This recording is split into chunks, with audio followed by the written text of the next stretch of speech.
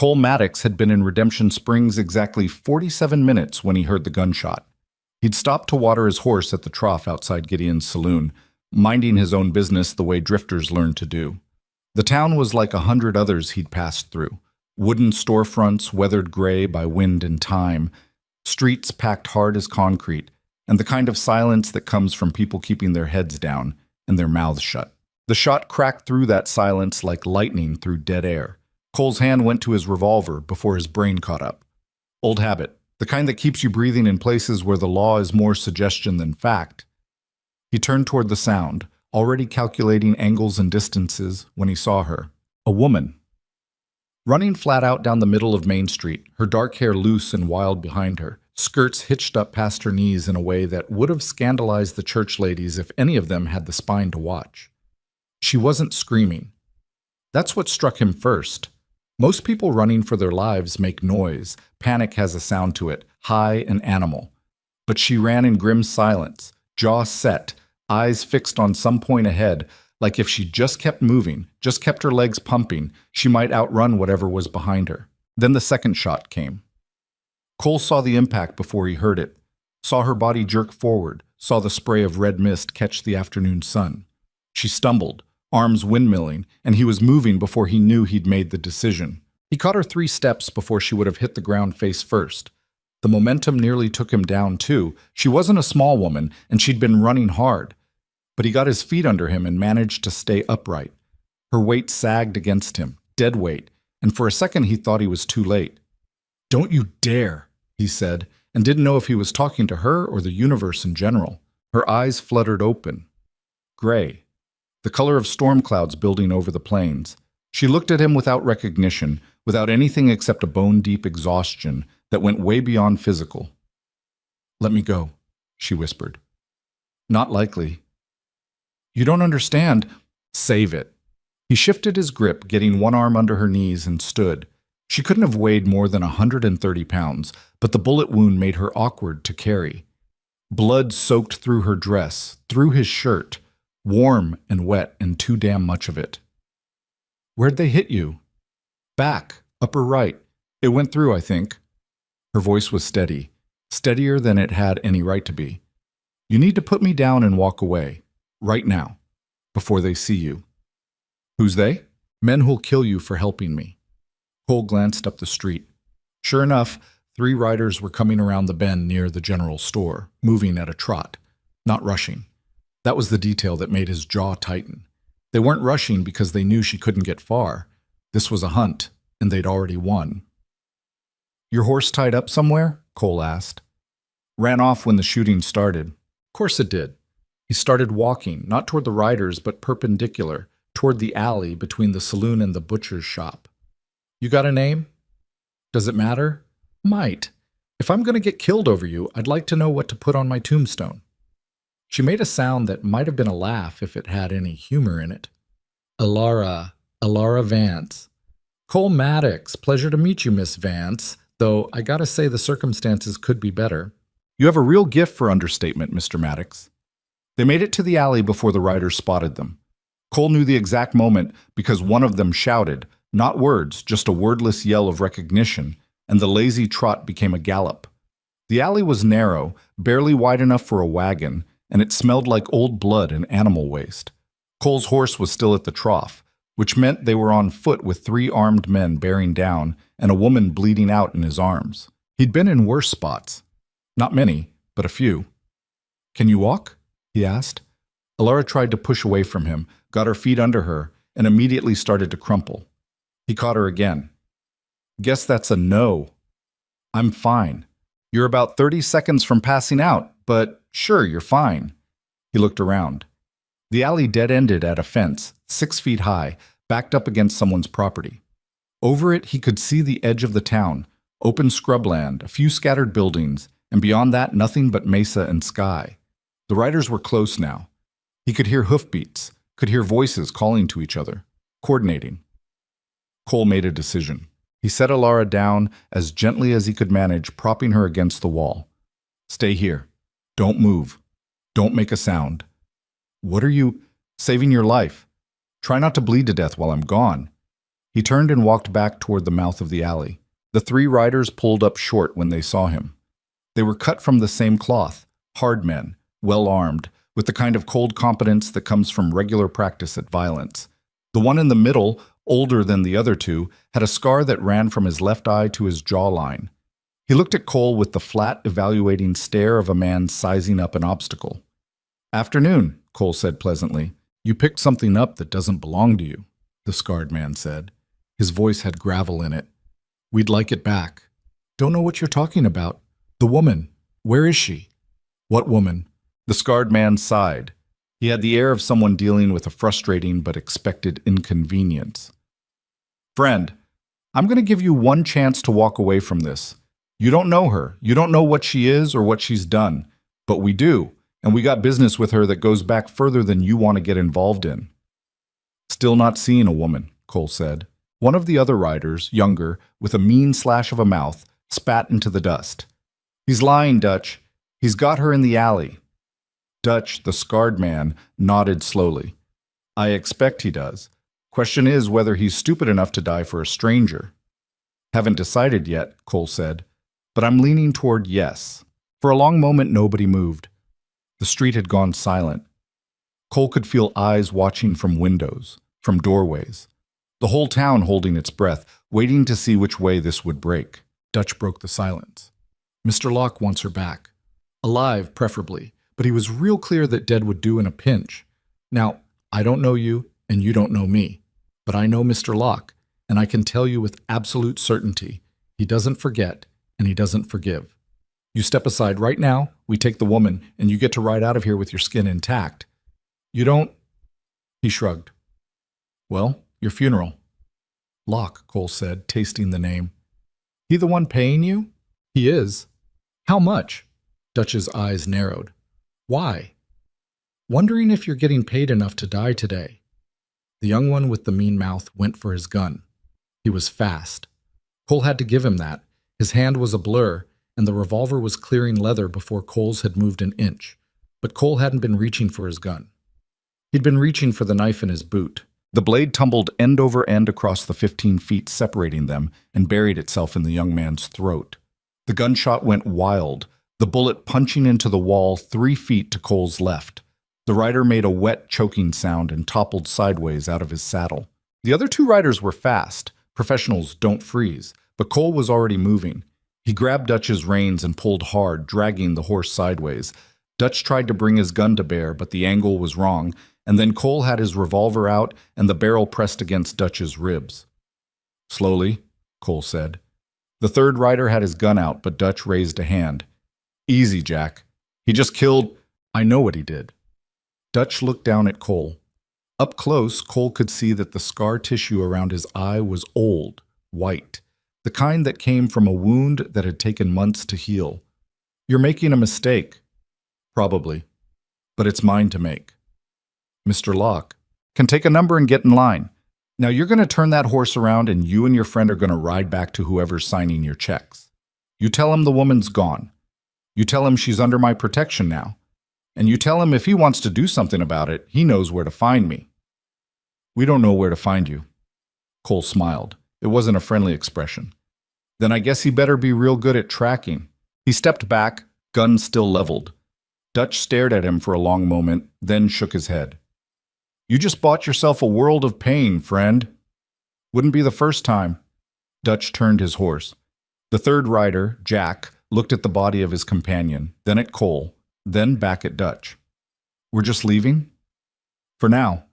Dutch's voice was flat. "Get Morgan. We're heading back." They left. Cole watched them go, keeping his gun out until they disappeared around the bend.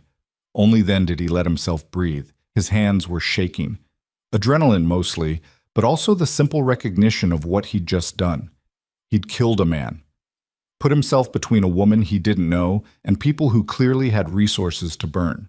Made an enemy of someone named Locke, who, if Dutch's reaction was any indication, had enough power to make Cole's life very short and very unpleasant. He looked down at his hands, steady enough. "Stupid," he muttered to himself. "Goddamn stupid." He turned and walked back into the alley.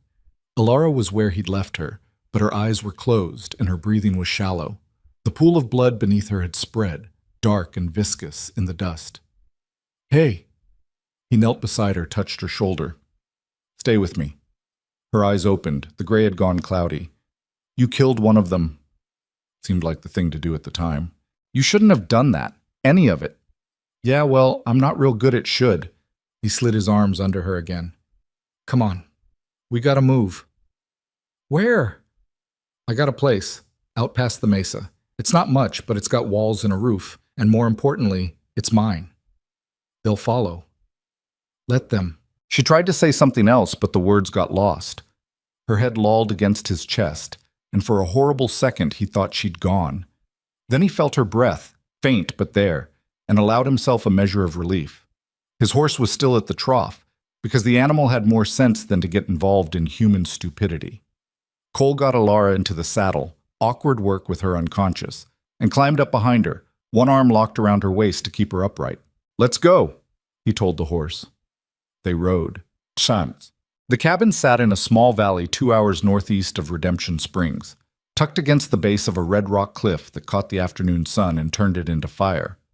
Cole had claimed the land 3 months back, staked it proper with the territorial office, and spent every spare moment since then trying to turn it into something resembling a ranch. He hadn't gotten far. The cabin was one room, barely large enough for a bed, a table, and a wood stove. The barn was half finished, more ambition than structure. But the water was good. A creek ran year-round through the property, and the land had decent grazing. Give it a few years, he'd told himself, and this could be something. Right now, though, it was just isolated, which made it perfect. He got Alara inside and onto the bed. She didn't wake during the ride, which worried him more than he wanted to admit. He'd seen enough bullet wounds to know that unconsciousness could go either way, the body shutting down to heal or shutting down permanently. The wound itself was bad, but survivable. The bullet had punched through the meat of her upper back, missing the spine by maybe 2 inches, and exited below her right collarbone. Both holes were bleeding sluggishly, and the skin around them was already starting to bruise, deep purple spreading like spilled ink. Cole had basic supplies: bandages, whiskey for cleaning wounds, needle and thread for the kind of repairs that came up when you lived alone in hard country. He set to work with the grim efficiency of someone who'd done this before, cleaning the wounds with whiskey that made her gasp even in unconsciousness, packing them with cloth, and wrapping her torso tight enough to slow the bleeding without making it impossible to breathe. When he was done, he sat back and looked at what he'd gotten himself into. She was younger than he'd thought, mid-20s maybe. Her face had good bones, strong and clean, the kind that would age well if she lived long enough to age. There was a hardness around her eyes, even closed, that spoke to experiences that left marks deeper than scars. Her hands, resting on the blanket, were calloused. Working hands, not the soft, pampered hands of someone who'd spent her life in comfort. "Who are you?" he asked the sleeping woman. "And what the hell did you do to make someone want you dead this bad?" She didn't answer. Cole hadn't expected her to. He stood, stretched muscles that had gone stiff from tension and riding, and walked to the window. From here he could see most of the valley, the creek, the unfinished barn, the scrubland stretching out toward the horizon. Empty. For now. They'd come. He knew that with the certainty of sunrise. Dutch would report back to this Locke character, and Locke would send more men, better men, enough men that one drifter with a gun wouldn't be able to bluff his way through. The smart play was to cut his losses, wait for her to wake up, give her a horse and whatever supplies he could spare, and send her on her way. Not his problem, not his fight. He looked back at the woman on his bed. "Stupid," he said again. But he didn't wake her up, didn't pack her provisions. Instead, he checked his ammunition, cleaned his guns, and started thinking about how to defend a half-finished ranch against determined killers. Check. She woke at sunset. Cole was outside doing a perimeter check when he heard the crash from inside the cabin. He ran, gun drawn, and found Alara on the floor next to the overturned table, trying to pull herself upright despite the fact that her legs clearly weren't interested in cooperating.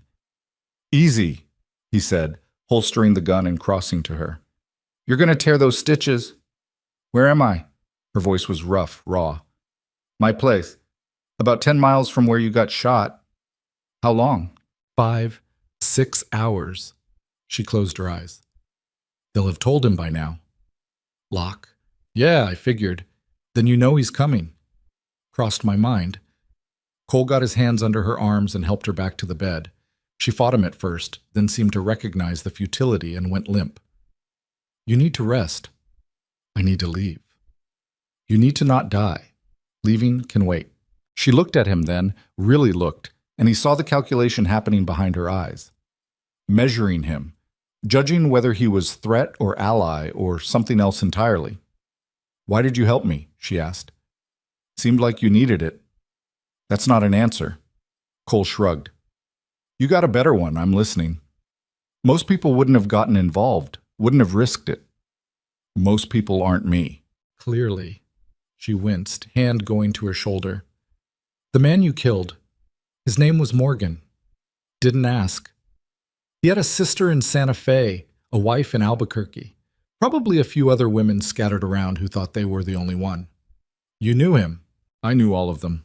Dutch, Jack, Morgan. They worked for Adrian, have for years. She met his eyes. You made an enemy today, Mr. Maddox. A powerful one. Adrian Locke owns half of New Mexico territory, and what he doesn't own, he controls. Judges, sheriffs, businessmen, they all dance when he pulls the strings. Sounds like a real charmer. He's a monster. The words came out flat, factual. And I belonged to him, until I didn't. Cole sat down in the chair by the bed, straddling it backwards. You gonna tell me the whole story, or are we gonna talk in riddles all night? Elara was quiet for a long moment. Outside, the sun finished setting, and the room filled with the blue-gray light of early evening. Somewhere in the distance, a coyote called. I was 17 when Adrian bought me, she said finally. Cole felt something cold settle in his stomach. Bought. My father owed him money. A lot of money. Gambling debts, bad investments, the usual story. Adrian offered to clear the debt in exchange for... She gestured vaguely at herself. Me. My father took the deal. Called it an arrangement. Said I should be grateful. Jesus. I tried to be grateful. At first. Adrian was... He could be kind when it suited him. Generous. He dressed me in expensive clothes, gave me jewelry, took me to parties where important people pretended I was something other than property. Her laugh was bitter. But kind men don't lock their doors from the outside. Don't keep guards watching your every move. Don't remind you every single day that you exist at their pleasure and could be unmade just as easily. How long? 8 years. 8 years of being his doll, his possession, his thing. He never hit me. Never had to. The threat was always there, hanging over everything. Step out of line, try to leave, make him look foolish, and he'd destroy me. Not kill me. That would be too quick. He'd make sure I had nothing, no one, that I'd spend the rest of my life knowing I'd never be free of him. Cole didn't say anything. There wasn't anything to say that wouldn't be inadequate. 3 weeks ago, I ran, Elara continued. I waited until he was in Santa Fe on business, took a horse and whatever money I could carry, and I rode. Didn't have a plan, didn't know where I was going, just rode. She touched her shoulder again, fingers gentle on the bandages. Made it almost 100 miles before they caught up. I killed the horse getting away from them the first time. Been on foot ever since, moving town to town, trying to stay ahead. Until today. Until today. She looked at him. You should have let me die, Mr. Maddox. Would have been kinder. Now you're part of this. And Adrian doesn't forgive. Doesn't forget. So I've heard. Cole stood, walked to the window. Full dark now, stars coming out in force. Here's the thing, Miss Vance. I grew up watching my mother get beaten by a man who thought her wedding ring gave him the right. Watched her take it, year after year, because she didn't have anywhere to go. Anyone to help. And I swore, when I was old enough to understand what I was seeing, that I'd never stand by and watch something like that happen. Not if I could stop it. This isn't the same. Isn't it? He turned to face her. Different details, maybe. But the core of it?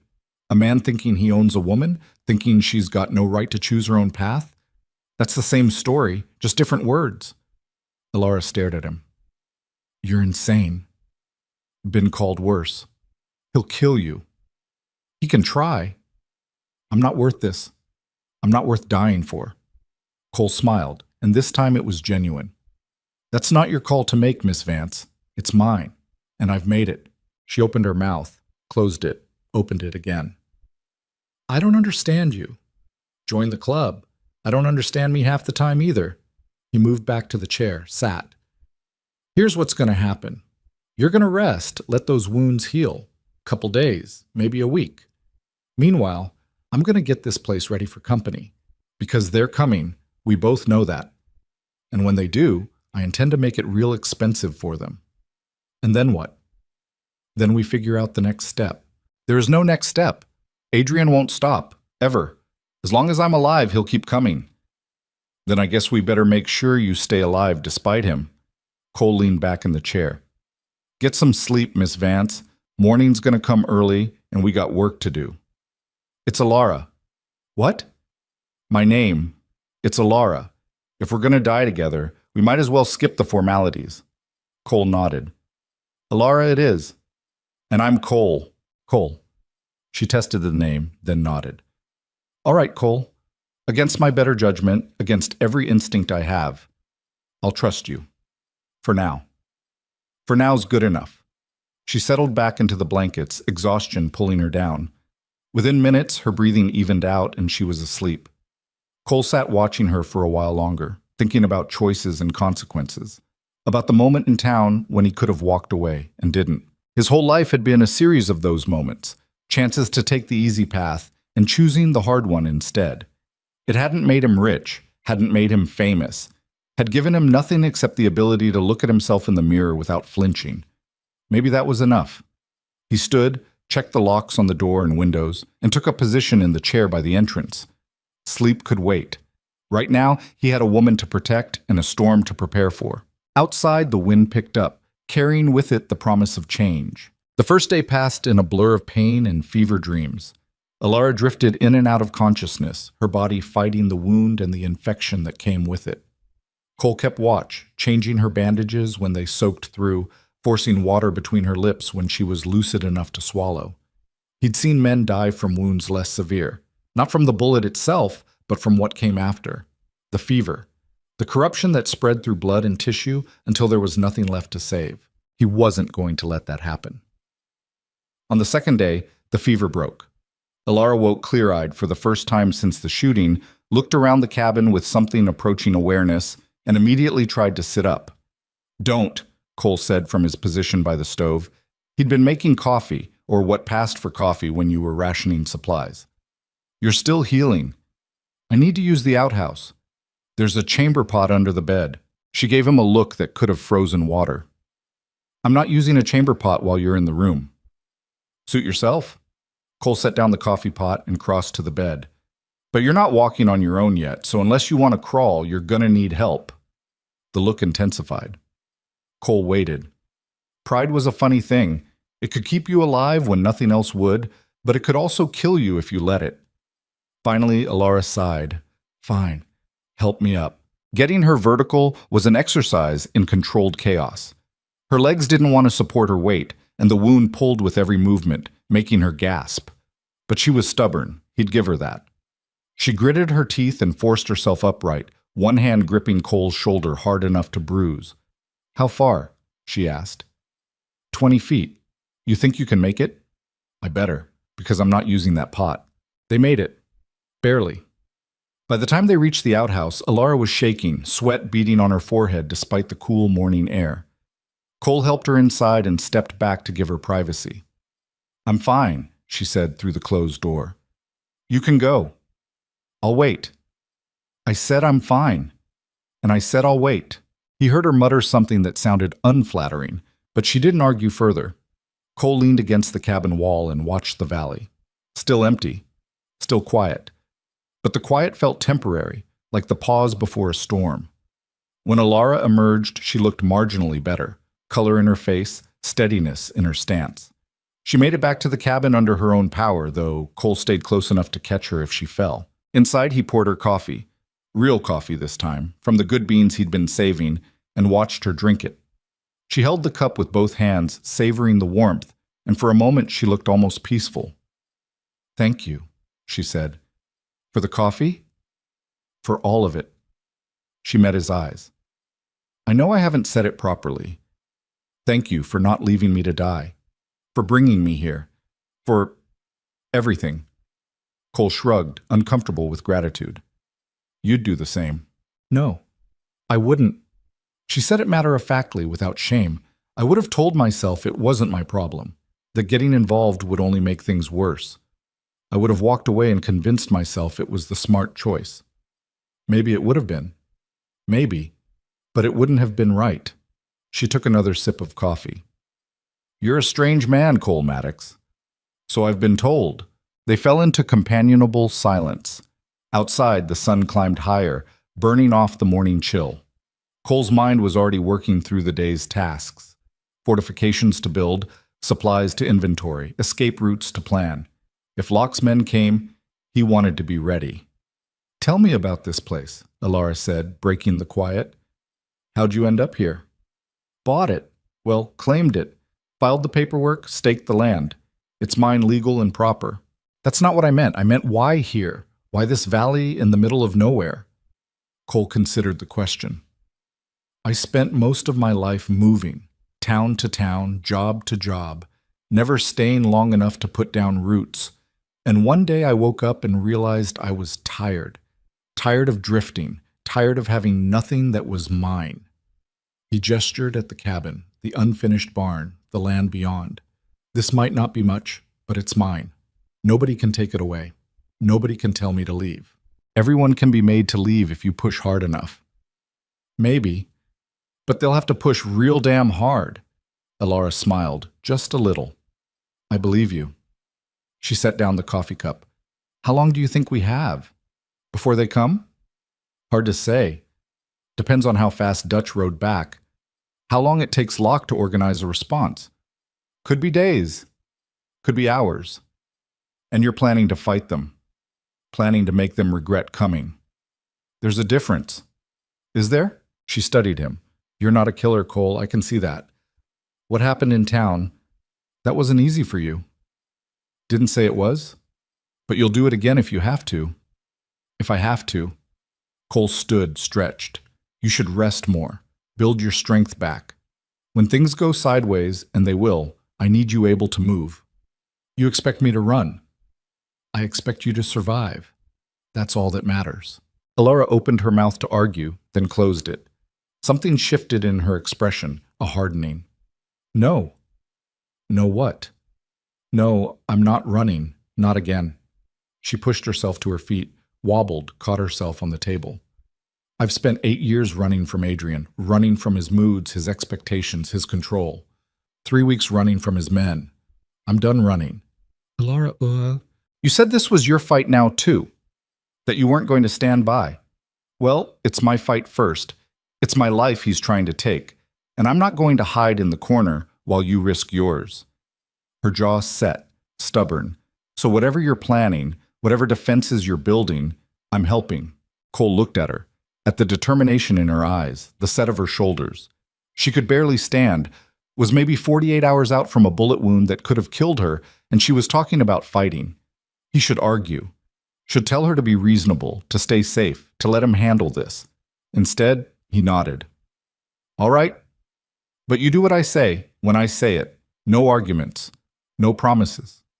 Alara, she smiled, and this time it reached her eyes. I'll try my best. That'll have to do. He walked to the corner where he kept his tools, hammer, nails, saw, things accumulated over months of building. You know how to shoot? Adrian taught me. Thought it was amusing watching me try to handle a gun. The smile faded. I got good at it. Better than he expected. Good, because we're going to need every advantage we can get. They spent the rest of the day preparing. Cole showed Alara the layout of the property, pointing out sight lines and cover, places where attackers would have to expose themselves. He'd chosen this valley for its defensibility without realizing it. The cliff at their back meant no one could come from behind, and the open approaches gave clear fields of fire. Alara's contribution surprised him. She moved through the space with tactical awareness, suggesting improvements he'd missed. A barrier here to funnel attackers into a kill zone. A foxhole there for covered firing position. She knew terrain the way soldiers knew it, thinking in terms of angles and exposure. Where'd you learn this? Cole asked as they reinforced the barn door with additional planking. Books mostly. Adrian had a library, military history, tactical manuals. I read everything I could get my hands on. She hammered a nail home with more force than necessary. He thought it was cute. His little doll playing at being educated. He didn't realize I was learning how to fight him. Did you? Fight him, I mean? Once. Directly. Her voice went distant. He came to my room drunk, angrier than I'd ever seen him.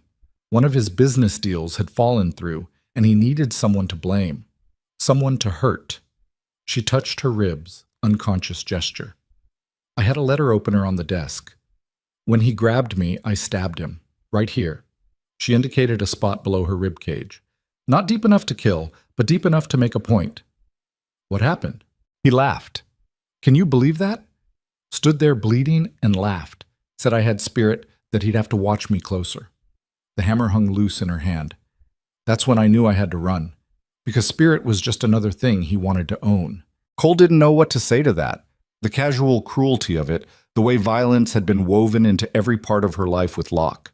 So he did the only thing he could, kept working, kept building, gave her something to do with her hands that wasn't remembering. By evening, the cabin looked less like a home and more like a fortress. They'd barricaded the windows, leaving narrow firing slits, stacked supplies in strategic positions, laid out ammunition and weapons where they could be reached quickly. It wasn't military-grade defense, but it was something. Cole made dinner, salt pork and beans, trail food, but filling. They ate in silence, both too tired for conversation. Outside, night settled over the valley, bringing with it the sounds of desert nocturne. Crickets, distant coyotes, the rustle of wind through scrub grass. Can I ask you something? Alara said finally. Shoot. Why haven't you asked me about the money? Cole looked up from his plate. What money? Exactly. She set down her fork. Everyone who's helped me, everyone who's hidden me for even a night. They all assumed I stole something, money, jewelry, something valuable. They wanted their cut, their payment for the risk. She looked at him. But you never asked. Didn't think it mattered. It doesn't. There is no money, no stolen goods, no fortune hidden away. She laughed, bitter. I took a horse and $300 from his desk drawer. The horse died. The money's almost gone. I'm worth exactly nothing. That's not true. Isn't it? I'm a fugitive with no skills, no family, nothing to my name except the clothes I was shot in. What exactly do I have to offer? Cole met her eyes. You've got yourself. That's worth something. To who? To me. The words hung in the air between them. Alara stared at him, something unreadable crossing her face. Then she looked away, cleared her throat. You're a strange man, Cole Maddox, she said again. You keep saying that. Because it keeps being true. They cleaned up in silence, working around each other in the small space with the ease of people who'd already learned each other's rhythms. When the dishes were put away and the fire banked for the night, Cole spread his bedroll on the floor near the door. You should take the bed, he said. We could share it. The bed, I mean. Alara's face colored. Not like that. Just, there's room, and the floor's hard. Cole considered. The bed was barely wide enough for one, would be cramped with two, but his back was already complaining about too many nights in the chair, and there was sense in her suggestion. All right, he said. They settled in awkwardly, both fully clothed, maintaining a careful distance that left a strip of cold air between them. Cole stared at the ceiling, hyper-aware of her breathing, the warmth radiating from her body. Cole? Her voice was quiet in the darkness. Yeah? When they come, and they will come. Promise me something. Depends on the promise. If it goes bad, if we're not going to make it, promise you'll make sure I don't go back to him alive. Cole's chest tightened.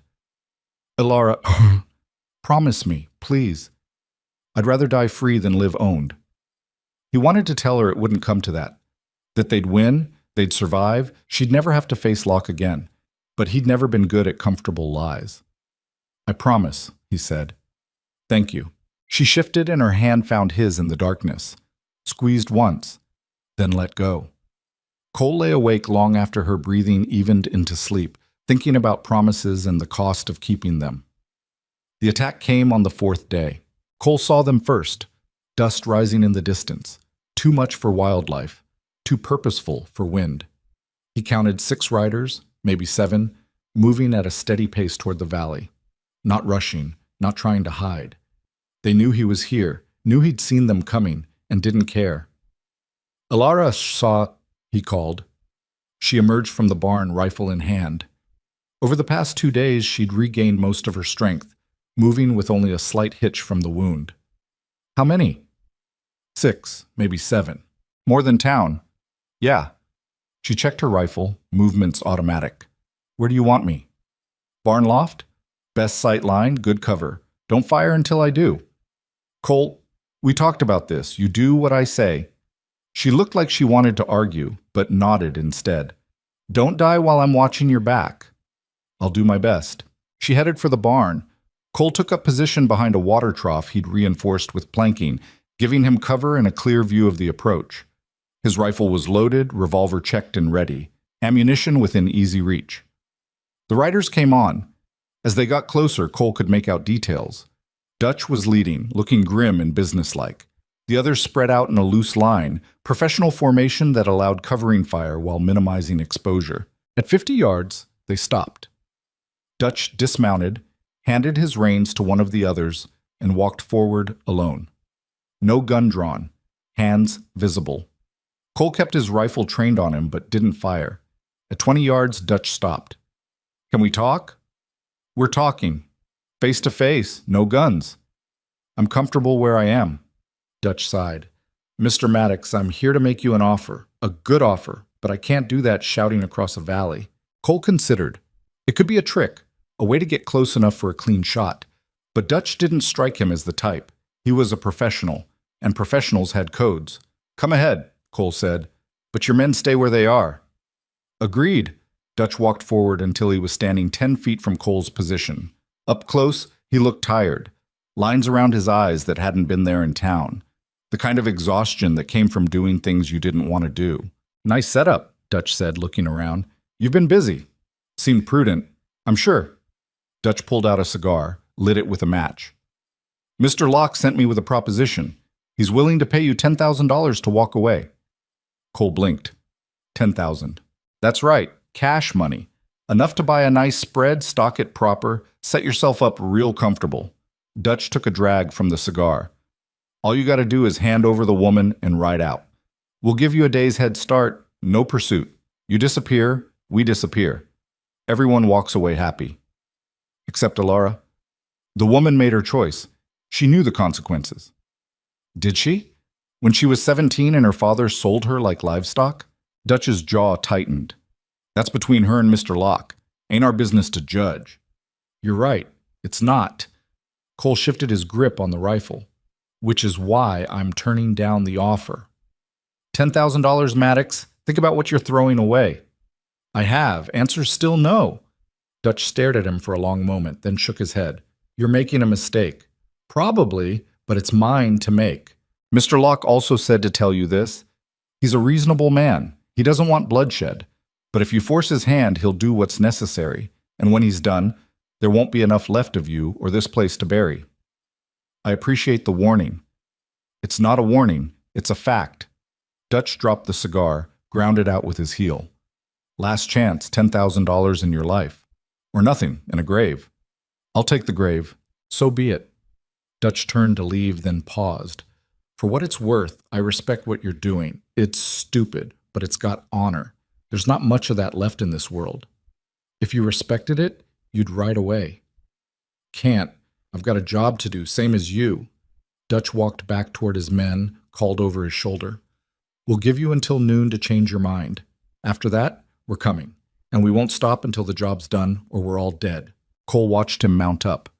The riders turned and rode back the way they'd come, stopping just beyond rifle range, setting up camp, making it clear they weren't leaving. Alara emerged from the barn. "I heard." $10,000, Cole said. "That's a lot of money." "Yes, it is. Could buy a hell of a future with that." She stood beside him, looking out at the distant riders. "But you'd have to live with how you got it."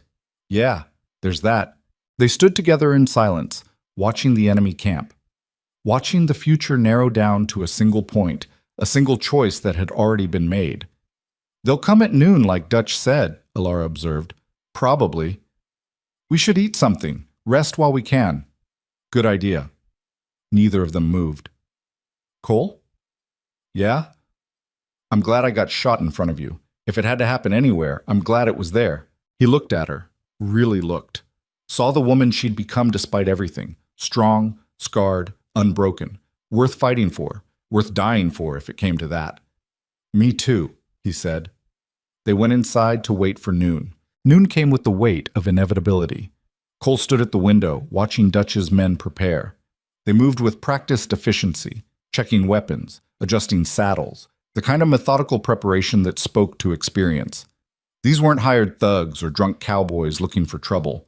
These were professionals who'd done this before and expected to do it again. 6 of them, Alara said from her position near the back window. "Against 2 of us, one of whom was shot 4 days ago. You regretting staying?" "I'm regretting a lot of things. Staying isn't one of them." Cole turned to look at her. She tied her hair back, away from her face, and there was a hardness in her eyes that hadn't been there before.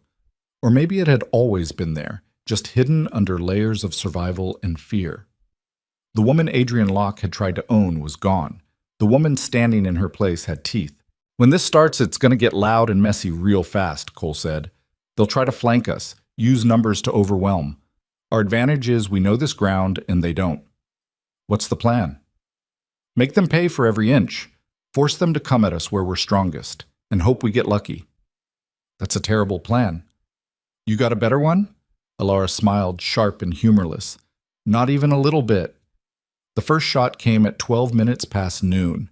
It wasn't aimed at the cabin.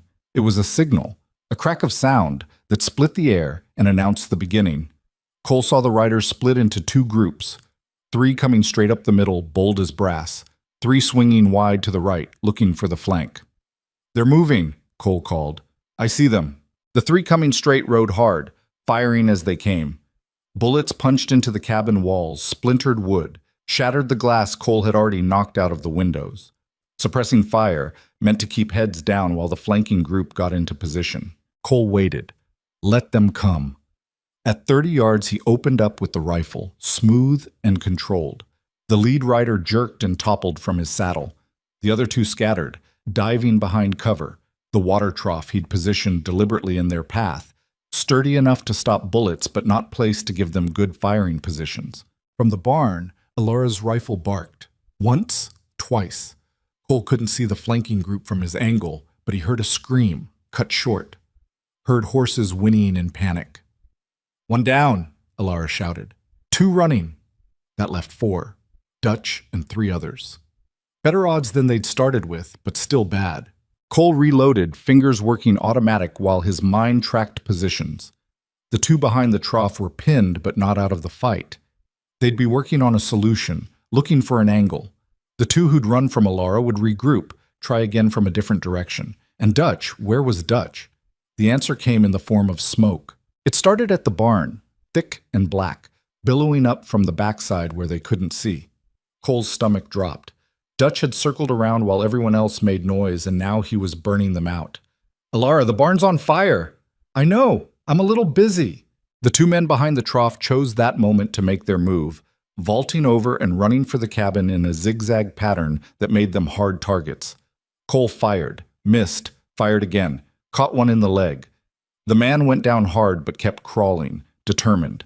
The other made it to the cabin wall, out of Cole's line of sight. Cole heard him moving, heard the scrape of boots on wood.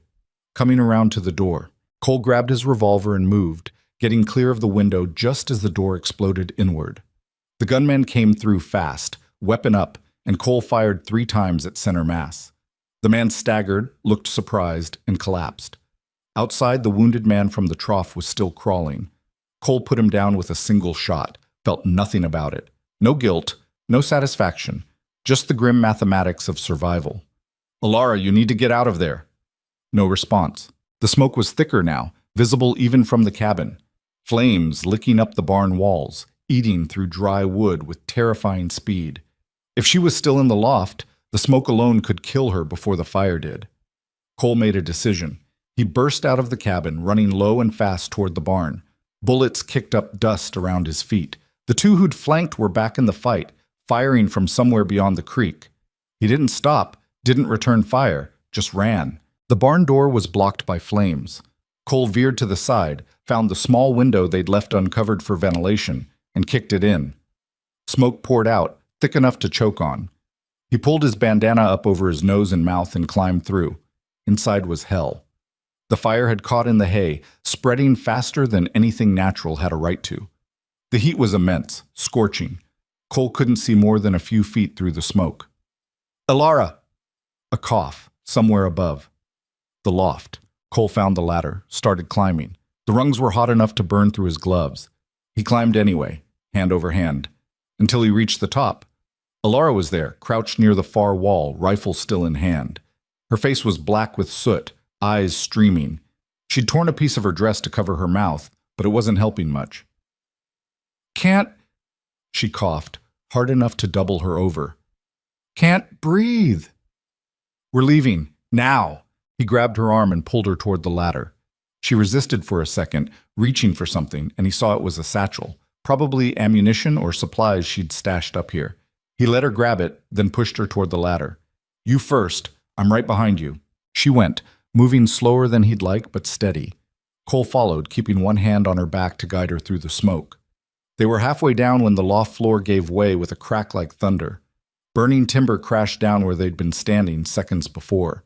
They hit the ground floor and ran, out through the window, into air that felt cold and clean despite the heat of the day. Both of them collapsed on the ground, coughing hard enough to see stars. Bullets snapped overhead. Right. Still in a fight. Cole hauled himself and Elara behind the water trough, ironic, using the same cover he'd given the enemy, and took stock. The barn was gone, fully engulfed. The cabin was still standing, but vulnerable, and somewhere out there, Dutch and two others were hunting them. "You okay?" he asked Elara. She nodded, still coughing. "Peachy." "That's the spirit," a voice called out from the distance. "Dutch! Maddox, this doesn't have to end with everyone dead." "Could have fooled me," Cole shouted back. "I'm giving you one more chance. Send out the woman and you walk away. My word on it." "Your word doesn't mean much after you set my barn on fire." "That was business. This is personal. I don't want to kill you, Maddox. You're a good man in a bad situation, but I've got a job to do, and I'll finish it one way or another." Cole looked at Elara. She was reloading her rifle, movements mechanical despite the shaking in her hands. Smoke damaged, probably hurt worse than she was letting on, but still fighting. "What do you think?" he asked her. "I think Dutch is a liar, and we're both going to die here." "Probably, but maybe we take them with us." She smiled, fierce and wild. "Now you're talking my language," Cole called back to Dutch. "Here's my counteroffer. You and your men ride out, and we won't kill you." Silence. Then laughter, bitter and knowing. "All right, Maddox. Have it your way." The next attack came from two sides at once. Dutch and one man from the left, the other from the right, all of them firing as they advanced. Coordinated. Professional. The kind of assault designed to overwhelm through sheer volume of lead. Cole and Elara returned fire, but the angles were wrong. They were exposed, pinned down behind cover that was solid but limited. Bullets punched into the trough, into the ground around them. One grazed Cole's shoulder, hot and bright. Another took a chunk out of the wood inches from Elara's head. "We can't stay here," Cole said. "Where do we go?" Good question. The cabin was closest, but getting there meant crossing open ground under fire. The cliff was at their back, unclimbable. The creek offered concealment, but no cover. Cole made another decision. "When I say go, you run for the cabin. Don't stop, don't look back. I'll cover you." "What about you?" "I'll be right behind you." Cole, trust me. He didn't wait for her answer, just stood up, drew both revolvers, and started shooting. Not aimed shots, there wasn't time. Just raw suppressing fire, enough to make the attackers flinch and seek cover. In that moment of hesitation, Elara ran. She was fast despite the wound, despite the smoke damage. She made it 10 feet, 15, 20, almost to the cabin door. Then Dutch stepped out from behind the remains of the barn, rifle to shoulder, and fired. The shot took Alara high in the chest, spun her around. She stumbled, caught herself on the cabin wall, and for a horrible second Cole thought she was going down. But she grabbed the door frame, pulled herself inside, and disappeared from view. Rage, white and clean, washed through Cole. He turned toward Dutch, both guns up, and fired until the hammers clicked on empty chambers. Dutch dove for cover, but not fast enough. Cole saw blood spray from his side, saw him go down hard. The other two gunmen were advancing, using the distraction.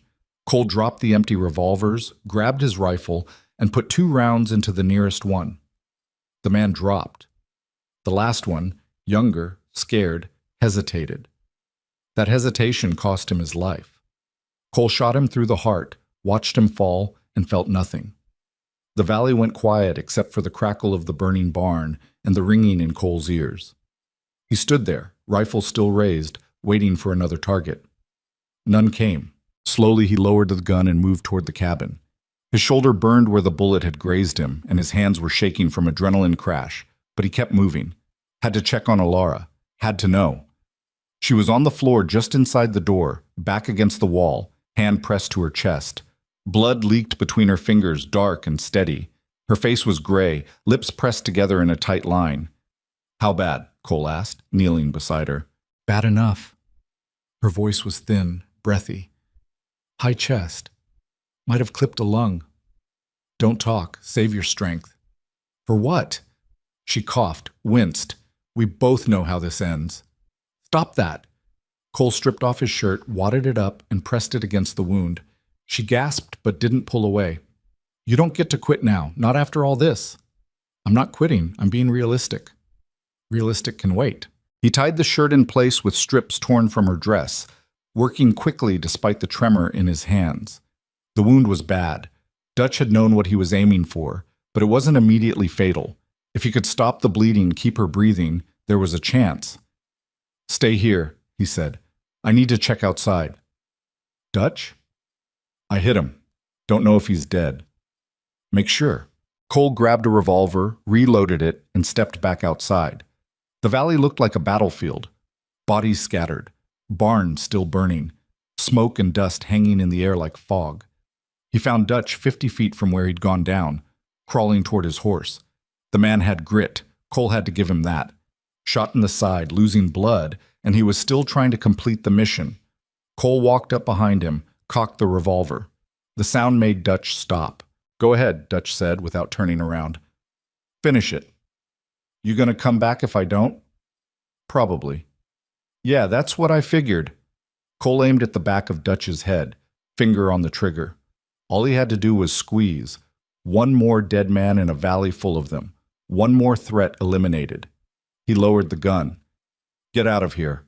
Dutch rolled over, staring up at him. "What?" "You heard me. Get on your horse and ride. Tell Locke his men are dead. Tell him if he wants Alara, he'll have to come himself." "Why?" "Because you're right. You've got a job to do, same as me, and because I'm tired of killing." Cole stepped back. "But if I see you again, Dutch, I won't hesitate. This is your one pass. Don't waste it." Dutch struggled to his feet, one hand pressed to his wounded side. He looked at Cole for a long moment, something like respect in his eyes. Then he limped to his horse, mounted with obvious pain, and rode away. Cole watched him go, then turned back to the cabin. Alara was where he'd left her, but she'd managed to pull herself upright, leaning against the wall. Her color was worse, breathing shallow and rapid. "Did you kill him?" she asked. "Let him go." "Why?" Seemed like the thing to do. Cole knelt beside her again, checked the makeshift bandage. Still bleeding, but slower. "How you feeling?" "Like I got shot. Again." She tried to smile. "I'm developing a bad habit." "Yeah, you really are." He slid an arm around her waist, careful of the wounds. "Come on, let's get you to the bed." "The bed's not going to help, Cole." "Maybe not, but it's better than the floor." He half carried her across the room and lowered her onto the mattress. She sank into it with a sigh that was part relief, part resignation. Her eyes were already starting to go distant, the way eyes do when the body's shutting down to conserve what's left. Cole sat beside her, took her hand. It was cold despite the heat of the day. "Tell me something," Alara said quietly. Why'd you really do all this? And don't give me that line about your mother or doing what's right. I want the truth. Cole was quiet for a moment, thinking about the question, about the answer he'd been avoiding since the moment he caught her in the street. Because I'm tired of watching people give up, he said finally. Tired of seeing folks just accept that the world's cruel and there's nothing to be done about it. You ran, Ilara. After 8 years of hell, you chose yourself, chose freedom. And I'll be damned if I'm going to let some rich man with money and guns take that away because he thinks he owns you. That's the dumbest reason I've ever heard. Probably. I like it anyway. She squeezed his hand, weak but there. Thank you, Cole, for seeing me, for treating me like I was worth something. You are worth something. Maybe now, because of you.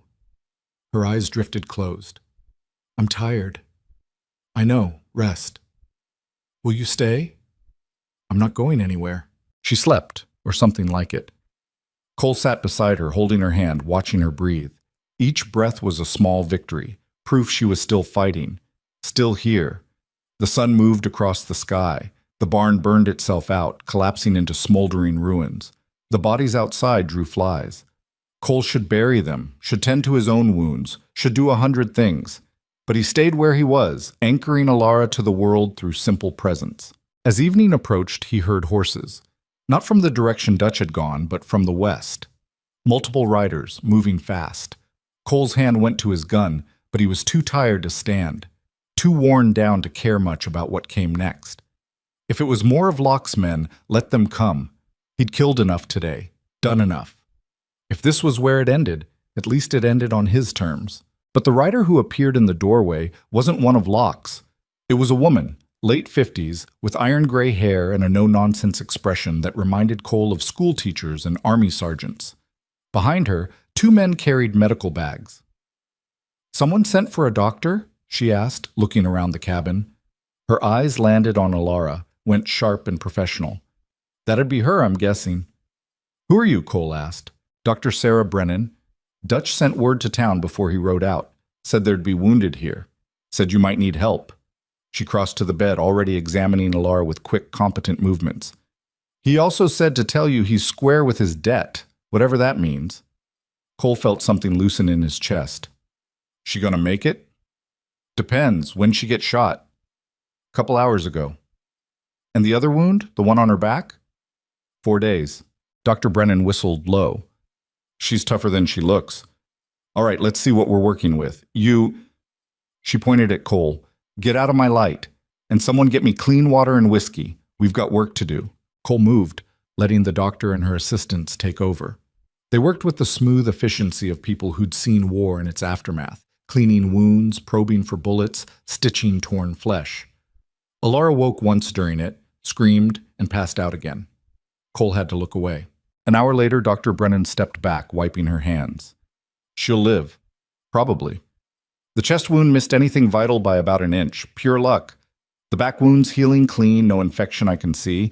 She's young, strong, stubborn. That counts for something." "Thank you," Cole said. "Don't thank me yet. She's got weeks of recovery ahead, and that's if nothing goes wrong. She needs rest, good food, clean bandages changed regular. Can you manage that?" "Yes." "Then I'll check back in a few days. Meanwhile, you might want to think about burying those bodies before they start to smell worse." She left with her assistants, riding back toward town. Cole watched them go, then looked around at the carnage. 5 dead men in his valley, his barn destroyed, his shoulder bleeding, and Ilara barely alive on his bed. This was the cost of standing up, the price of saying no to power and meaning it. He'd pay it again if he had to. But first, he had work to do. The next 3 days passed in a blur of exhaustion and routine. Cole buried the dead in shallow graves at the edge of his property, no markers, no ceremony. He salvaged what he could from the barn, tools, hardware, anything that hadn't burned. He tended to Ilara, changing bandages, forcing water and broth between her lips, sitting watch through fevered nights when her body fought to heal itself. On the 4th day, she woke clear-eyed and asked for food. "Real food," she clarified when he brought her broth. "Not this invalid slop. I want steak or eggs. Something that doesn't taste like disappointment. You were shot in the chest, twice if we're counting. And I'm still here. That deserves steak. Cole couldn't argue with the logic. He scrambled eggs, fried salt pork, and brought her a plate. She ate with the single-minded focus of someone who'd been denied for too long, barely pausing to breathe. Better? He asked when she'd finished. Much. She set the plate aside, looked around the cabin. So we're still here. Where else would we be? Dead? Captured? Running? She met his eyes. I expected one of those, not this. This being what? Alive, safe, together. She said the last word carefully, testing it. Dutch really let us go? He sent the doctor, paid her from what I gather. That counts for something. It counts for him honoring a debt. Doesn't mean Locke's done with us. Cole knew she was right. Dutch had been the advance force, the professional option. When he failed, when he came back and reported what had happened, Locke would escalate. Men like that didn't accept defeat. They doubled down. Let him come, Cole said. We'll be ready. Will we? Alara gestured at herself, at him. We can barely stand. The barn's gone. We've got maybe enough ammunition for one more fight, if that. How exactly are we going to be ready? We'll figure it out. That's not a plan. It's what we've got. She stared at him, then laughed. Painful from the sound of it, but genuine. You're insane, you know that? You keep saying that. Because it keeps being true. She sobered.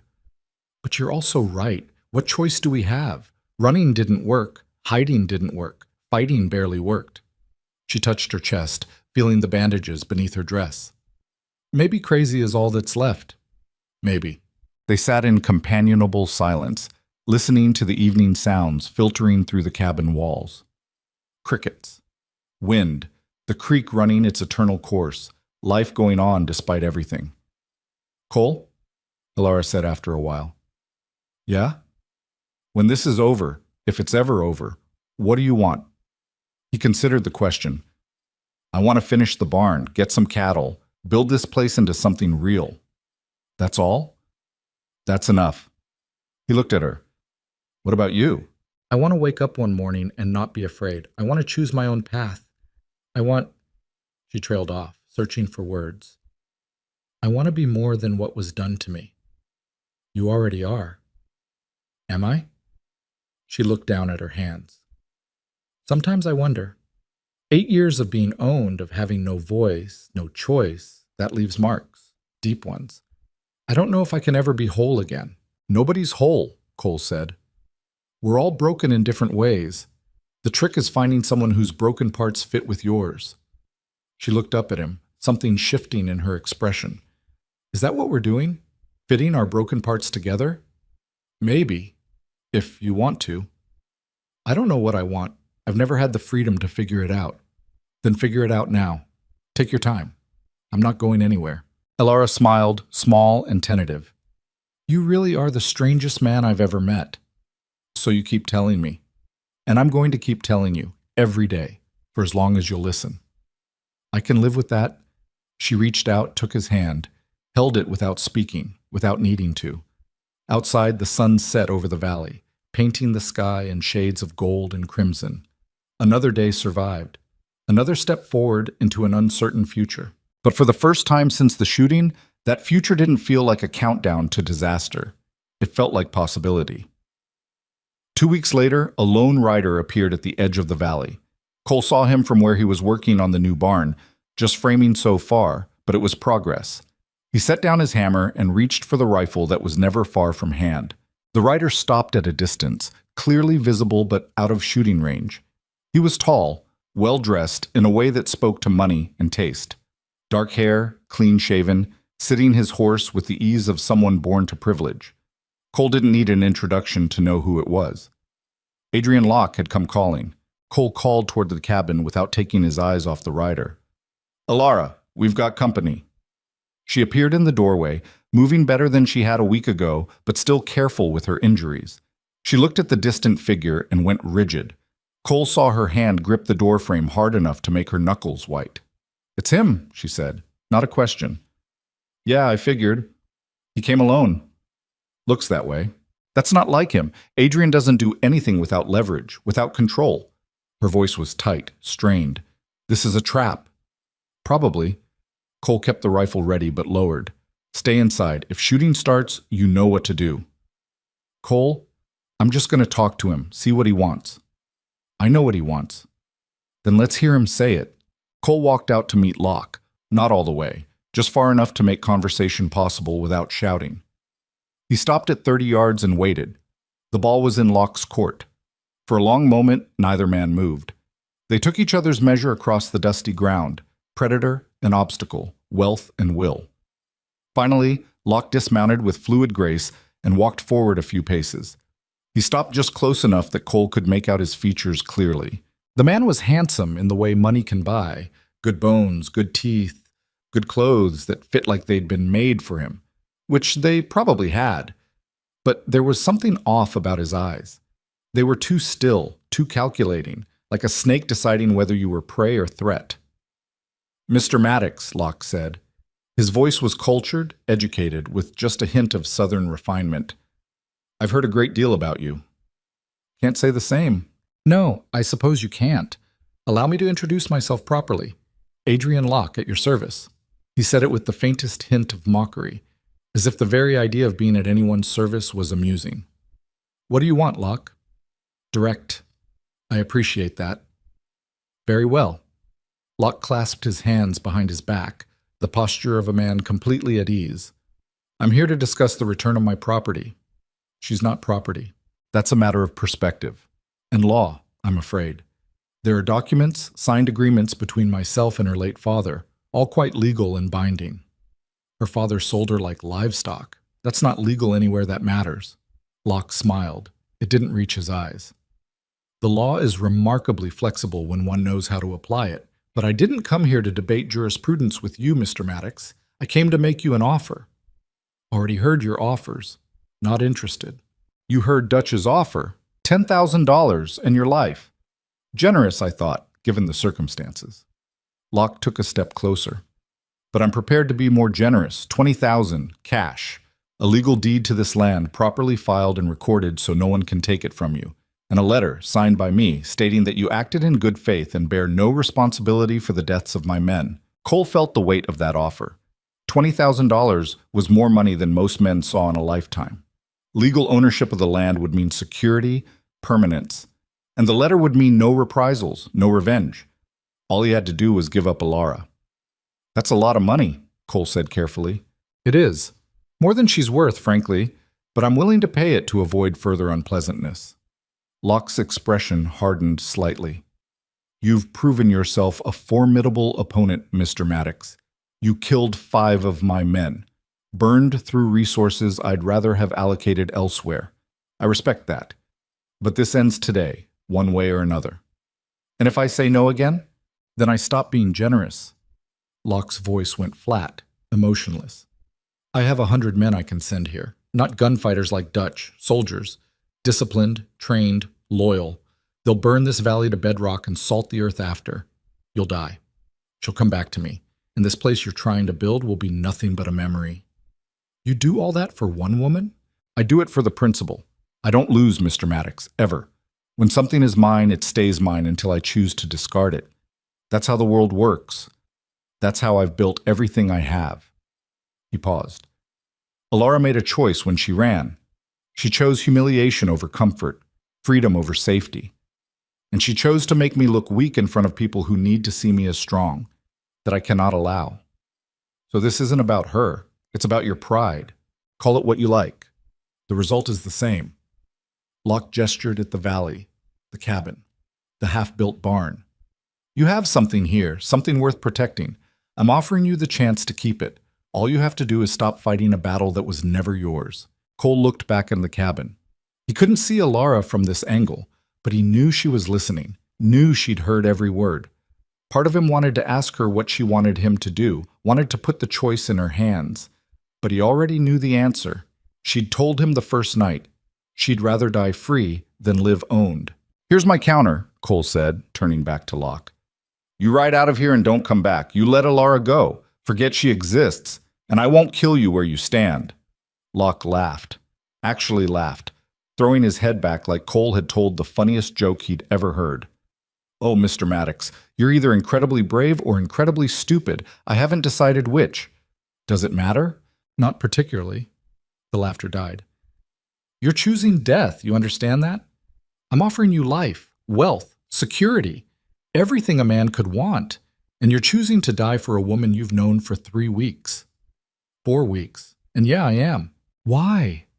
The question came out sharp, genuinely curious. What is it about her that's worth this? She's damaged goods, Mr. Maddox. Used up. Broken. I should know. I broke her myself, piece by piece, year after year. What could she possibly offer you that's worth $20,000 in your life? Cole felt anger rise, hot and clean. Not the explosive rage that made men stupid, but the cold kind that sharpened focus. You really don't get it, do you? It's not about what she offers me. It's about what she deserves. Every person deserves to choose their own path, to own themselves. And you took that from her. I gave her everything. Clothes, jewelry, a place in society. You gave her a cage and called it a palace. That's not the same thing. Locke's expression shifted. The urbane mask slipped just for a second, and Cole saw what lay beneath. Rage. Not hot anger, but the kind that had been compressed and refined over years into something harder than steel. This was a man who'd never been denied anything he wanted, and Cole's refusal was incomprehensible to him. I see, Locke said quietly. You've made your choice. A poor one, but yours nonetheless. He turned toward his horse, then paused. I'll give you 1 week, 7 days to reconsider, to pack whatever you want to keep and ride out. After that, I'm coming back with enough men to make what happened 2 weeks ago look like a Sunday social. And when I'm done, there won't be enough left of you to bury. I'll be here. Yes. I expect you will. Locke mounted his horse with practiced ease. One more thing, Mr. Maddox. When she disappoints you, and she will, they always do, remember that you chose this. You had every opportunity to walk away. He rode off without waiting for a response, disappearing back the way he'd come. Cole watched until he was out of sight, then lowered the rifle and let out a breath he hadn't realized he'd been holding. Alara emerged from the cabin. She'd armed herself with a rifle, he noticed, ready to fight if it came to that. Her face was pale but composed. You should have taken the money, she said. That what you want? What I want doesn't matter. You have a chance to build something here. $20,000. You could do anything. Go anywhere. Anywhere except look at myself in a mirror. Cole walked back toward her. He's giving us a week. Then what? Then he comes back with an army and tries to kill us both. She nodded, like she'd expected nothing less. We should run. Tonight. Get as far as we can before he realizes we're gone. Where would we go? Anywhere. California, maybe. Or north to Montana. Somewhere he can't reach. There's nowhere he can't reach. You said it yourself. He owns half of New Mexico and controls the rest. A man with that kind of power has connections everywhere. We'd be looking over our shoulders for the rest of our lives. Better that than dead. Cole took her hands, felt them trembling slightly. Maybe. But I'm tired of running, Alara. Tired of letting men like him decide how the world works. If I'm going to die, I want it to be standing on my own land, fighting for something I believe in. That's insane. Yeah, probably. He squeezed her hands gently. But it's my brand of insane. Question is, what's yours? She stared at him for a long moment, emotions warring across her face. Fear, anger, something that might have been hope. Finally, she pulled her hands free and turned away. I need to think, she said. Take all the time you need. She walked off toward the creek, leaving Cole standing alone by the half-built barn. He watched her go, then turned his attention back to the framing. Work helped, gave his hands something to do while his mind processed. Locke would come. That was certain as sunrise. And when he came, he'd bring overwhelming force. Cole had no illusions about surviving that kind of assault. But maybe survival wasn't the point. Maybe the point was standing up, saying no, proving that money and power didn't automatically win. He picked up his hammer and got back to work. Alara came back as the sun was setting. Cole had made decent progress on the barn, enough that you could see what it would eventually become. She stood watching him for a while, then grabbed a saw and started cutting boards to length without being asked. They worked together in silence until the light failed. Then they went inside, made dinner, ate without talking. The silence wasn't uncomfortable exactly, More like the quiet before a storm, when the air gets heavy and you can feel the pressure building. Finally, as Cole was cleaning up, Ilara spoke. I've been thinking about what you said, about standing on your own land, fighting for something you believe in. She set down her plate. I've never had land of my own, never had anything that was truly mine. For 8 years, everything I had was on loan from Adrian. My clothes, my room, my very life. He could take it all back whenever he wanted. And now? Now I'm wondering what it would be like to have something that couldn't be taken. To build something real, something that lasts. She looked at him. Is that what this place is to you? Something real? It's trying to be. Give it time. I don't know if we have time. Then we make what time we've got count. She smiled, sad and knowing. You're going to get us both killed with that attitude. Maybe, but at least we'll die free. Free. She tasted the word. I'm not sure I know what that means anymore. I thought it meant running, escaping, but all I've done is trade one kind of fear for another. Fear's natural. It's what you do despite the fear that matters. And what are you going to do, Cole? When Adrian comes back with his army? Fight. That's it? That's your plan? That's my plan. She shook her head, but she was smiling. You really are the most stubborn man I've ever met. I prefer determined. Call it what you want. It's still going to get you killed. She stood, walked to the window. The valley was dark now, stars beginning to emerge. But maybe that's not the worst way to go. Fighting for something, standing for someone. You don't have to stay, Cole said quietly. I meant what I said before. If you want to run, I'll help you. Give you money, supplies, whatever you need. You could be in California before Adrian even realizes you're gone. And leave you here to face him alone? It's not your fight. The hell it isn't. She turned to face him, and there was steel in her voice. He's hunting me because I belong to him, because I dared to choose myself over his comfort. That makes it my fight more than anyone's. Ilara, no. You've said your piece. Now let me say mine. She crossed to him, stood close enough that he could see the firelight reflected in her eyes. For 8 years, I let other people make my choices. My father sold me. Adrian owned me.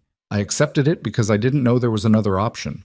But then I ran, and you caught me, and you showed me that there are men in this world who'll stand up even when it costs them everything. I'm not running from that. Not again. You could die. We all die eventually. Question is whether we die on our knees or on our feet. She reached up, touched his face. I'm choosing my feet. Here, with you. Cole caught her hand, held it against his cheek. You're sure? I've never been sure of anything in my life, but I'm sure of this. They stood like that for a moment, the space between them charged with something neither wanted to name. Then Ilara stepped back, breaking the tension. So, she said, voice carefully light. We have a week. What do we do with it? Prepare. Build defenses. Make this valley into a fortress. Against 100 men? Against whatever comes, she nodded. Then we better get started. The week that followed was brutal. They worked from dawn to dusk, fortifying every weak point they could find. Cole finished enough of the barn to make it usable, then turned it into a secondary defensive position. They dug trenches at key approaches, filled them with sharpened stakes, built barriers from rocks and timber, stockpiled ammunition, food, water. Ilara threw herself into the work with fierce determination. Her wounds still bothered her. Cole could see her wince when she moved wrong. But she refused to slow down. She had something to prove, though whether it was to him or herself, Cole couldn't say. On the third day, a rider came. Not Locksman, but a familiar face, Dutch. He rode in slowly, hands visible and empty. Cole met him with rifle ready but not aimed. Came to talk, Dutch said. That's all. Talk fast. Locke's assembling his force, I've seen it. Mercenaries from Texas, guns from Mexico, men who'll do anything for money. He's not bluffing about the 100 men. If anything, he's lowballing. Why are you telling me this? Dutch shifted in his saddle. Because you let me live. Could have killed me easy, but you didn't. That buys you a warning. He paused. Also because I've worked for Locke for 6 years, and I've seen what he does to people who cross him. It's not quick. It's not clean. And it sure as hell isn't merciful. Your point? My point is you should run, both of you, tonight. I'll tell Locke you were already gone when I got here. Buys you maybe 2 days head start. We're not running? Dutch sighed. Didn't think so, but I had to try. He reached into his saddlebag, pulled out a bundle wrapped in oilcloth, tossed it to Cole. Ammunition, extra powder, some medical supplies. Won't be enough, but it's something. Cole caught it, surprised. Why? Because I'm tired of being the man who follows orders without thinking. Because you and the lady deserve better than what's coming. Dutch turned his horse. 4 days, Maddox. That's when he's moving. Be ready. He rode off before Cole could respond. Alara came out of the cabin, watched him go. That was unexpected, she said. Yeah. Do you trust him? No, but I don't think he's lying either. Cole unwrapped the bundle. Inside was everything Dutch had promised, plus a note. Cole read it, then passed it to Alara. The note was short. There's a canyon 6 miles northeast. Good water, hidden. If things go bad, head there. It's your only out. D. A backup plan, Alara said. If we need it. When we need it. She folded the note, tucked it into her pocket. We should scout it. Know where we're going if everything falls apart. They rode out that afternoon, found the canyon Dutch had described. It was exactly what he'd said. Narrow, easily defended, with water and enough cover to hide indefinitely. A bolt hole. An escape route. We could wait here, Alara said, looking around. Let them search the valley, find it empty. Then we slip away when they're gone. We could, but we're not going to. No? She laughed, tired and a little wild. Why am I not surprised? They rode back as the sun set, both of them lost in their own thoughts. Cole couldn't stop thinking about Dutch's warning.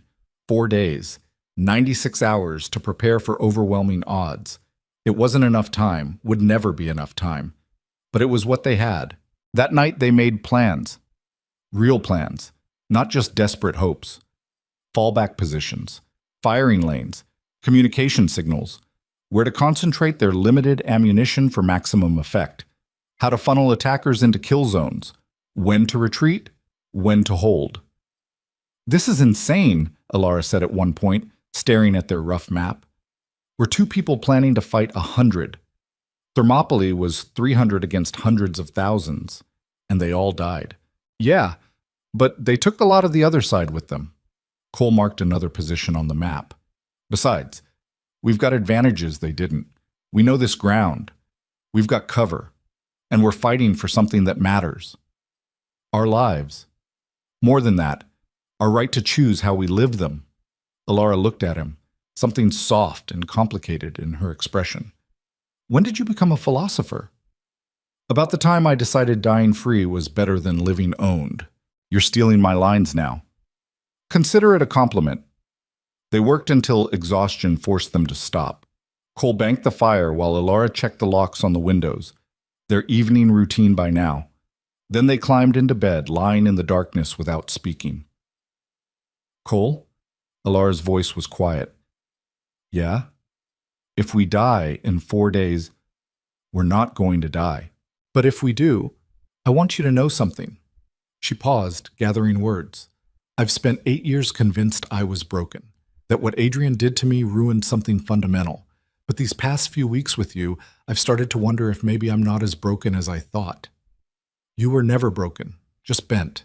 There's a difference. Maybe. She shifted and he felt her hand find his in the darkness. Thank you for seeing me as more than what was done to me, for treating me like a person with choices instead of a problem to solve. You are a person with choices. That's all you've ever been.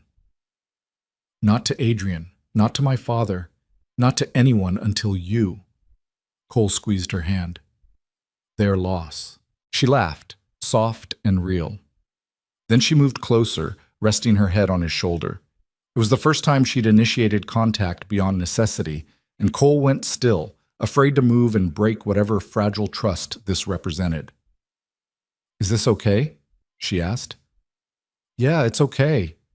They lay like that until sleep claimed them both, hands clasped, breathing synchronized.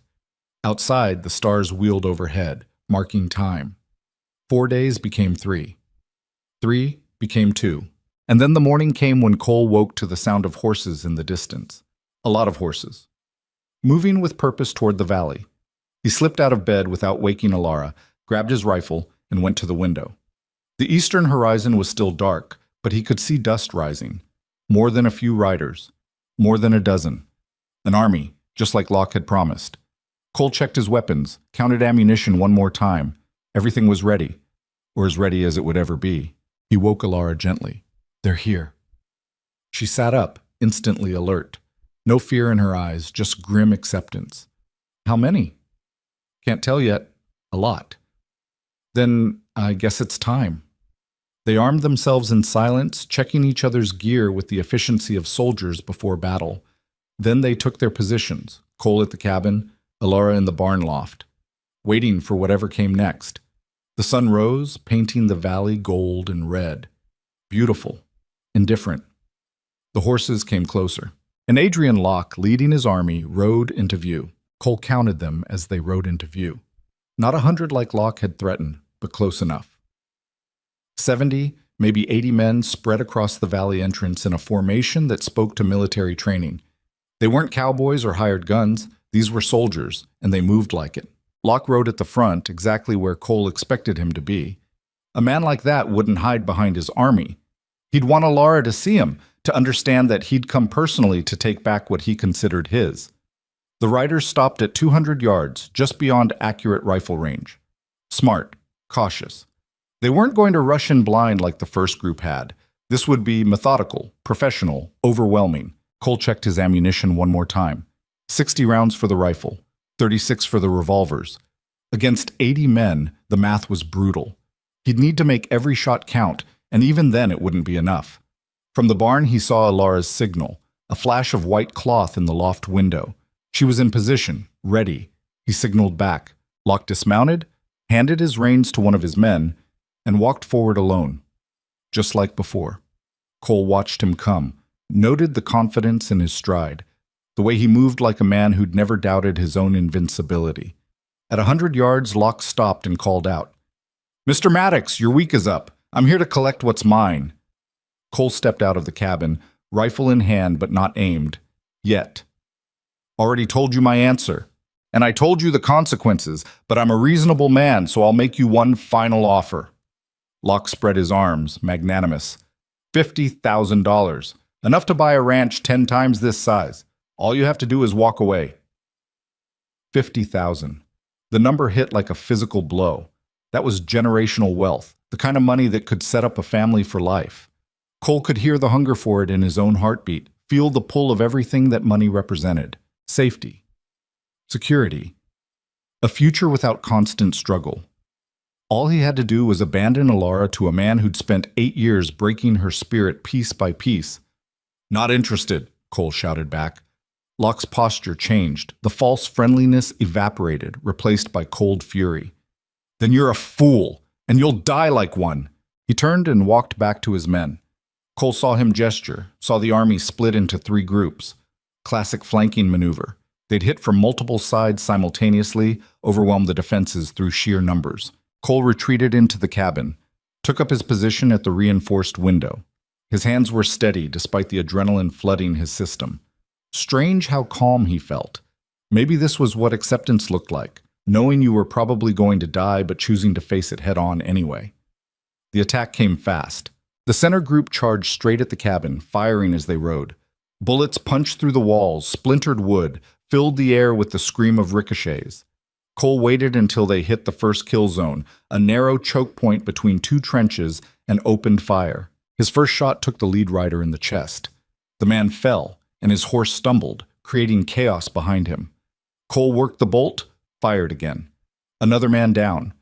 The charge faltered, riders pulling up short as they realized they were riding into prepared defenses. From the barn, Alara's rifle cracked methodically. 1 shot, 2, 3, each one precise, deliberate. The right flank group scattered, seeking cover that wasn't there. But the left flank had found a weakness, a gap in the defenses where the creek cut through. They splashed across and came up firing, forcing Cole to shift position. He dropped 2 more before they reached the cabin wall, out of his line of sight. This was it. They were breaching. Cole grabbed his revolvers and moved to the door just as it exploded inward. The first man through took 3 rounds to the chest before he hit the ground. The second one got off a shot that grazed Cole's ribs, burning like fire. Cole returned fire, watched the man spin and fall. 2 more came through. Cole's left revolver clicked empty. He threw it at the nearest attacker, hit him in the face hard enough to break his nose. The man staggered, and Cole shot him with the right revolver. The last one raised his hands in surrender. "Out!" Cole snarled.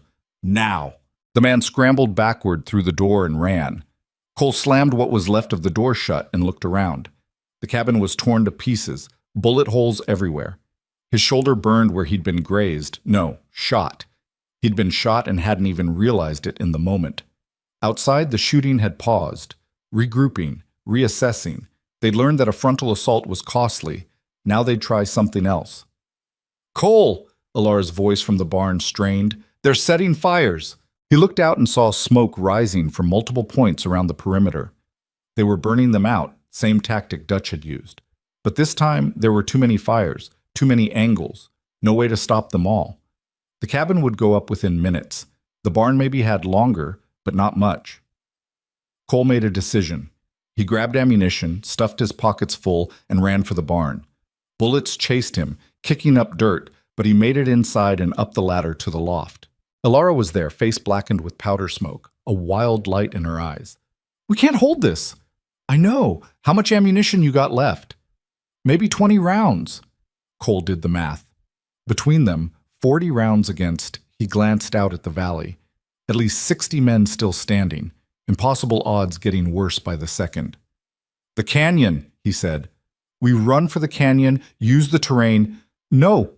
Alara's voice was flat, final. "I'm done running." "Alara." "Oh, I said no, Cole. I run now. I'll be running forever. Adrian will never stop. Never. The only way this ends is if one of us doesn't walk away." She checked her rifle, calm as someone planning a Sunday ride. "I'd rather die here than spend the rest of my life afraid."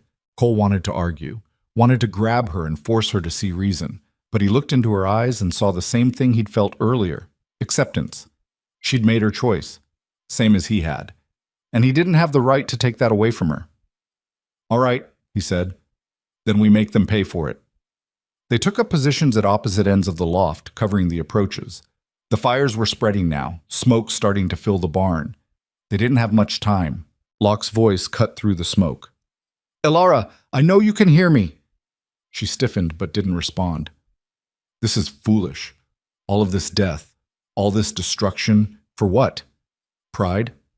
Some misguided notion of freedom?" His voice dripped contempt. "You belonged to me for 8 years. You thrived under my care. I gave you everything." "You gave me a cage," Alara shouted back, and Cole heard 8 years of rage in those words. "You took a girl and tried to turn her into a possession. But I was never yours, Adrian. Never." Silence. Then Locke laughed, cold and bitter. "You think this cowboy is your salvation? He's nothing, a drifter with delusions of heroism. In a week, he'll be forgotten. But you and I, we're bound together forever, whether you accept it or not. The only thing binding us is your inability to let go of control." Alara fired toward the sound of his voice. The shot went wide, but the message was clear. "I'd rather burn in this barn than spend another second as your property." "So be it." Locke's voice went hard. "Burn it down, all of it. I want this valley reduced to ash." The attack resumed with renewed fury. Men swarmed from all sides, throwing torches, firing at every window, every opening. The barn groaned under the assault. Part of the roof collapsed, sending sparks and burning timber crashing down. Cole and Alara fired until their rifles ran dry, then switched to revolvers. The smoke was choking thick now, burning their lungs. The heat was immense. They were out of time. "The back!" Cole grabbed Alara's arm. There's a gap in the wall." They stumbled through the smoke, half blind, coughing hard enough to taste blood. Found the gap, a section of wall Cole hadn't finished, barely wide enough for a person. They squeezed through and stumbled into open air, right into the arms of waiting gunmen, 6 of them, spread in a semicircle. Cole and Alara were surrounded, disarmed, forced to their knees. The battle was over. They'd lost. Locke walked through the smoke like a king surveying his conquered territory. His expensive clothes were dirty now, his face smudged with soot, but his eyes held nothing but cold triumph. Alara, he said softly. My dear, look what you've made me do. She spat at his feet.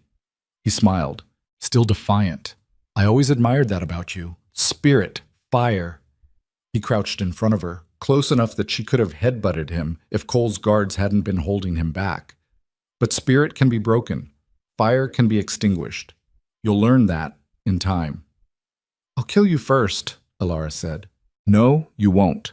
Because you're going to come back with me quietly, or I'm going to have my men kill Mr. Maddox here. Slowly, painfully, while you watch. He stood, brushed dust from his pants. Your choice, my dear. It's always been your choice. Cole saw Alara's face crumble, saw the fight drain out of her. This was the trap she'd known was coming, the leverage she couldn't fight. Locke wasn't just taking her back, he was making her choose to go, making her complicit in her own capture. Don't, Cole said. Alara, don't. Let him kill me. Don't give him this. Shut up, one of the guards said, hitting Cole in the ribs hard enough to drive the air from his lungs. Alara looked at Cole, and he saw tears cutting tracks through the soot on her face. I'm sorry, she whispered. Don't be sorry. Be free. I can't. Not if it costs your life. My life's mine to spend how I want. And I'm telling you, don't do this. Don't let him win. Locke sighed, theatrical. How touching. The hero willing to die for his lady. It's almost Shakespearean. He drew a revolver from his belt, casual as anything. But I'm afraid we're past the point of noble sacrifices. Alara, are you coming peacefully, or do I paint this valley with his blood? She closed her eyes, nodded once. Excellent choice. I knew you'd see reason. Locke gestured to his men. Put her on a horse. We're leaving. They hauled Alara to her feet. She didn't resist, didn't fight. Just let them lead her away like a broken doll. Cole struggled against his guards, but they held him firm. As for you, Mr. Maddox, Locke said, turning back to Cole, I'm afraid I can't let you live. You've cost me too much. Killed too many of my men. Set too dangerous a precedent. He aimed the revolver at Cole's head. Any last words? Cole looked past him to where Alara was being put on a horse. She was watching, face streaked with tears. And in that moment, Cole understood something fundamental. This wasn't about him surviving. It was about her remembering that she'd had a choice, that someone had stood up for her, that she was worth fighting for, even if the fight was lost. Yeah, Cole said. I got last words. Alara, you're not broken. You're not property. You're a person who deserves to choose her own path. Don't ever forget that, no matter what happens next. Don't forget. Locke's finger tightened on the trigger. Cole closed his eyes, waiting for the shot.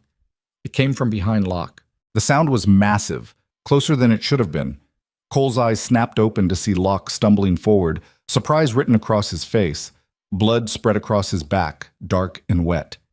He turned, and there was Dutch, rifle still raised, smoke curling from the barrel. I'm real tired of working for tyrants, Dutch said. Chaos erupted. Locke's men turned their guns on Dutch, but he was already moving, diving for cover behind a water trough. Other men, Cole recognized some from Dutch's original crew, opened fire on Locke's army. Not all of them, maybe a dozen, but it was enough to shift the balance. The guards holding Cole hesitated, just for a second. That was all he needed. He drove his elbow back into one guard's face, twisted away from the other, and grabbed a fallen revolver from the dirt. Across the valley, Alara had grabbed the reins of her horse and was kicking it into a run, not away from the fight, but toward it, toward Cole. Locke was on his knees, hand pressed to his wound, face white with shock and fury. You're all dead, he screamed. Every last one of you. Maybe, Dutch called back, but you'll be dead first. The fighting intensified. Cole couldn't track it all. It was too chaotic, too fast. He fired at targets as they presented themselves, moved when standing still meant dying, and somehow stayed alive through sheer luck and adrenaline. Alara reached him, jumped off the horse. You okay? Still breathing? That's Dutch. I know, I saw. She grabbed a rifle from a dead man. What do we do? Survive, then figure it out. They fought back to back, covering each other, moving as a unit through the smoke and chaos. Locke's army was breaking up, men running, surrendering, dying. Dutch's faction held the center, cutting down anyone loyal to Locke. And through it all, Locke himself crawled toward a horse, leaving a trail of blood, determination keeping him moving despite the wound. Cole saw him, made a decision, and ran. Alara called after him, but he didn't stop, couldn't stop. This needed to end. He caught up with Locke 10 feet from the horse, grabbed him by the collar, and spun him around. Up close, Locke looked diminished, mortal. The wound in his back was bad, fatal, probably, given enough time, but there was still fire in his eyes. "You can't kill me," Locke said, voice weak but defiant. "I'm too important, too connected. Kill me and you'll hang. Maybe, but you'll still be dead." "Wait." Alara's voice. She walked up behind Cole, rifle in hand. "He's mine." Cole stepped aside. Alara raised the rifle, aimed it at Locke's head. Her hands were steady. Locke actually smiled. "You won't do it. You don't have it in you. 8 years I owned you, and you never fought back. Not really. You're too weak." "You're wrong." Alara's voice was cold, calm. "I'm not weak. I'm tired. Tired of being afraid. Tired of running. Tired of you." Her finger moved to the trigger. "You said I belonged to you, that I'd never be free. But you're wrong about that too. I stopped belonging to you the moment I ran. Everything since has just been you refusing to accept it. If you kill me, you'll never be free of me. I'll haunt you forever." "No, you'll be dead, and I'll be alive. That's the difference." She lowered the rifle. "But I'm not going to kill you." Surprise flickered across Locke's face. "What?" "I'm not going to kill you because that would make you important, worth the cost. And you're not." She looked at Cole. "He's dying anyway, right?" Cole checked the wound, gut shot, bleeding internally. "Yeah, he's got maybe an hour, less if he keeps moving. Then we leave him." Alara turned away. "Let him die alone knowing he lost. That's worse than any bullet." They walked away. Behind them, Locke screamed curses, threats, promises of revenge. But his voice was getting weaker, fading. The battle was over. Most of Locke's men had run or surrendered. The valley was quiet except for the crackle of flames and the moans of the wounded. Dutch limped over, holding his side where he'd been shot. Again. "You two have a real talent for getting me shot." "Thanks for the help," Cole said. "Why'd you do it?" "Told you. Tired of working for tyrants. Figured it was time to pick a side worth fighting for." He looked at Alara. "You all right, ma'am?" "I don't know yet. Ask me tomorrow." Dutch nodded, understanding. "Fair enough." He turned to his men. "Round up the prisoners, get the wounded to Doc Brennan, and someone put out these fires before the whole valley burns." Men scattered to follow orders. Cole and Alara stood in the middle of the destruction, covered in blood and soot and smoke, looking at what was left of their stand. The cabin was destroyed. The barn was ash. The valley looked like a war zone. Everything Cole had built was gone. "I'm sorry," Alara said quietly. "Your home can be rebuilt." Cole took her hand. "You're alive. That's what matters." "I almost gave up, almost went with him." "But you didn't. Because of you. Because you showed me that fighting was possible. That I didn't have to accept what he wanted just because he was powerful." She squeezed his hand. "Thank you. You did the hard part. I just stood beside you." They stood together, watching the sun climb higher. Behind them, men worked to save what could be saved.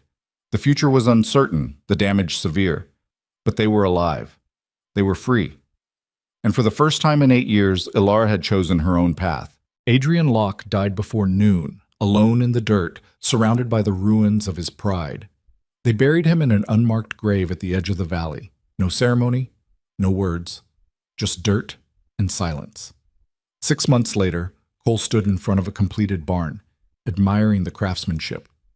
It was bigger than the first one, sturdier.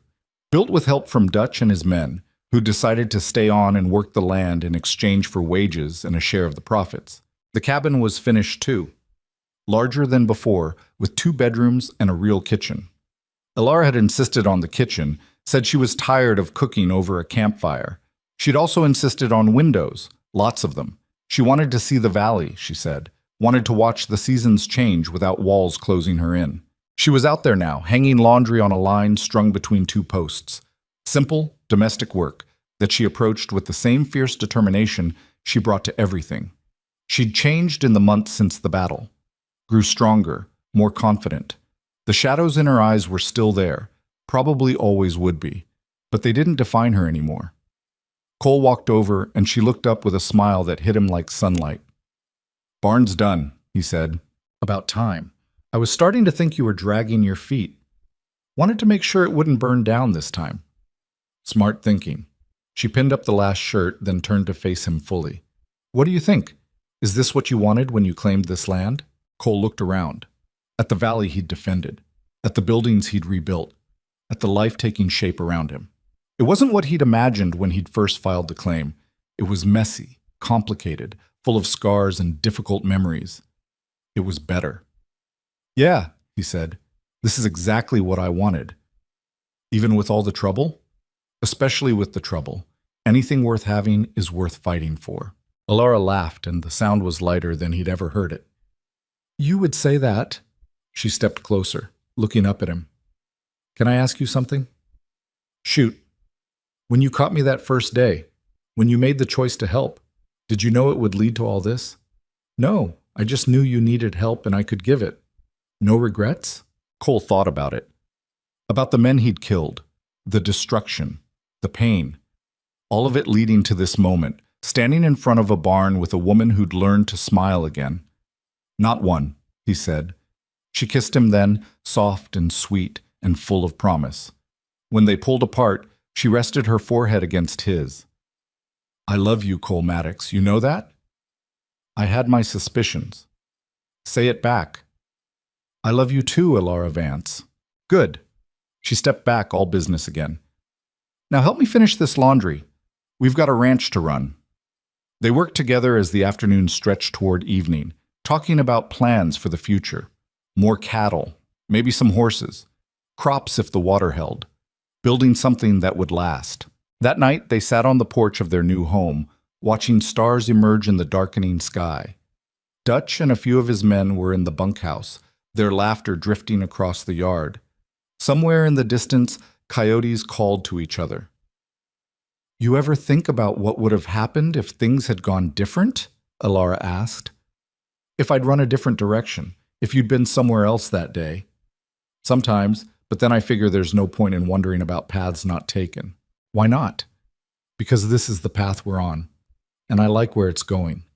Alara leaned against him, and he put his arm around her shoulders. They sat like that for a while, comfortable in silence. "Cole?" "Yeah?" "Thank you for not walking away, for standing up, for showing me that I was worth fighting for." "You were always worth it. You just needed someone to remind you." She was quiet for a moment. Then, "I want to tell you something about who I am now, not who I was with Adrian, but who I'm becoming." "All right. I'm not the same person who ran into that street. That woman was broken, scared, convinced she had no value beyond what men gave her, but you showed me different. You showed me that I could fight, that I could choose, that I could build something real." She turned to look at him. "I'm not completely healed. Maybe I never will be. But I'm not afraid anymore. And that's because of you." Cole pulled her closer. "You healed yourself. I just gave you space to do it. You gave me more than space. You gave me hope. A reason to keep fighting when I wanted to give up. A future worth believing in." They fell silent again, watching the stars wheel overhead. The valley was peaceful now, the violence and chaos feeling like events from another lifetime. But Cole knew better. Those events had shaped them, forged them into people who understood that freedom wasn't given. It was fought for, defended, earned through blood and sacrifice, and the simple refusal to submit. 3 years later, Cole and Alara stood in front of a house that bore little resemblance to the cabin they'd started with. 2 stories now, with a wraparound porch and enough rooms for the family they were building. A daughter, barely walking, toddled between them. A son on the way, if Alara's suspicions were right. The ranch had grown too, 50 head of cattle, 20 horses, fields of wheat and corn. Dutch had moved on a year back, though he visited sometimes, bringing stories of his new life as a legitimate rancher up north. Several of his men had stayed, building their own small houses on the property, creating something like a community. The valley had a name now, Redemption Valley, though people just called it the Valley. News had spread about what happened there, the stand against Locke, the woman who'd fought for her freedom, the drifter who'd refused to back down. People came sometimes, wanting to hear the story. Cole and Alara usually sent them away. The story wasn't for sale. It was theirs, lived in scars and memories and quiet moments on the porch. "You ever regret it?" Alara asked, watching their daughter chase a chicken across the yard. All of this. The fighting. The struggle. Cole didn't have to think about it. "No. This is exactly where I'm supposed to be. Even with all the pain it took to get here. Especially with it. Easy things don't teach you much, but hard things, they show you who you really are." Alara smiled. "Philosopher Cowboy. Who knew? I contain multitudes." She laughed, the sound full and rich. It still amazed him sometimes how far she'd come from the terrified woman he'd caught in Redemption Springs. That woman was still there, in the careful way Alara checked locks at night, in the occasional nightmares that woke her gasping. But she was so much more now. Mother, partner, fighter, woman who'd taken her pain and forged it into strength. Their daughter fell, scraped her knee, and started to cry. Alara scooped her up, kissed the injury, and set her back on her feet. The girl stopped crying immediately and went back to chasing the chicken. "She's got your stubbornness," Cole observed, "and your complete inability to quit even when quitting makes sense." "That's a good combination. It's going to drive us crazy." "Probably, but it'll keep her alive." Alara looked at him, understanding passing between them. Their children would grow up knowing that their mother had fought for her freedom, that their father had stood beside her, that the world was full of people who would try to control you, own you, break you, but that you always had a choice. Fight or submit, resist or surrender, live on your knees or die on your feet. That night, after the children were asleep, Cole and Alara sat on the porch like they always did. The valley spread before them, peaceful under starlight. Everything they'd fought for, everything they'd built. "Tell me something," Alara said. "If you could go back to that day in Redemption Springs, knowing everything that would happen, would you still catch me?" Cole didn't hesitate. "Every time. Even knowing you'd get shot, lose your first cabin, nearly die a dozen times? Even then. Because this," he gestured at the valley, the house, the life they'd built, "this is worth it. You're worth it." "I love you, Cole Maddox. I love you too, Alara Maddox." She'd taken his name a year after the battle, in a simple ceremony with Dutch as witness. No legal necessity, just a choice. The first of many she'd make freely, without coercion or fear. They sat in comfortable silence, hands clasped, watching the night. Tomorrow would bring work. There was always work on a ranch.